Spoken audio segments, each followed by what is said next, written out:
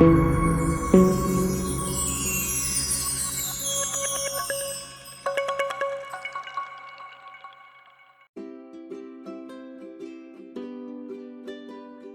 pontífice romano que primero llevó el nombre de Pío, apelativo que en el correr de los siglos de la era cristiana, varios papas habían de ilustrar con su santidad y con su ciencia, fue sucesor de San Higinio en la cátedra apostólica. Su pontificado se intercala en la primera mitad del siglo II en el reinado de Antonino Pío, en el año 138.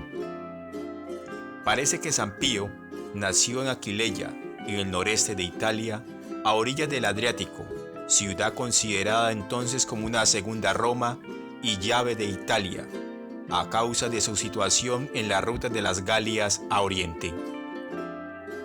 San Pío, hijo de un tal Rufino, tenía un hermano llamado Pastor. El emperador Antoninio Pío era ya de edad madura cuando sucedió a Adriano. Ningún emperador romano goza de tan buena fama como él en la historia, y se le merece por sus cualidades y dotes de gobierno. Fue varón religioso, de costumbres austeras, sin ambición, amparador de la gente humilde, amable y a la vez firme y justo en el ejercicio del poder. Su reinado fue una época de tranquilidad para el imperio y para la Iglesia. Por otra parte, San Pío I decretó que todos los que procedían directamente del judaísmo y no de una secta cristiana judaizante se bautizaran.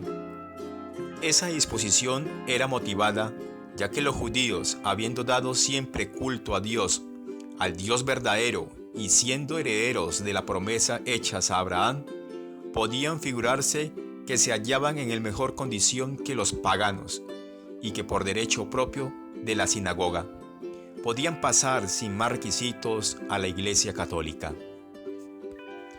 El Papa declaró que el bautismo era tan necesario a los judíos como a los gentiles para entrar en el seno de la Iglesia y para vivir dentro de la fe cristiana. Según la cronología comúnmente adoptada en nuestros días, el Papa murió en el año 155. En 5 ordenaciones de diciembre había creado 18 sacerdotes, 21 diáconos y 12 obispos para diversos países, como consta en el libro Liber Pontificalis. No hay documento alguno que precise cómo se generó su muerte.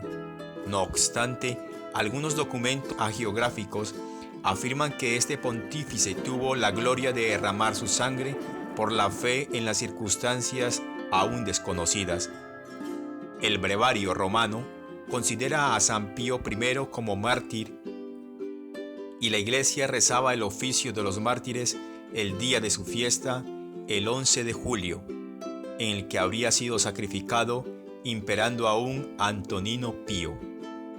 Su cuerpo fue depositado en Roma, al lado de la tumba de San Pedro.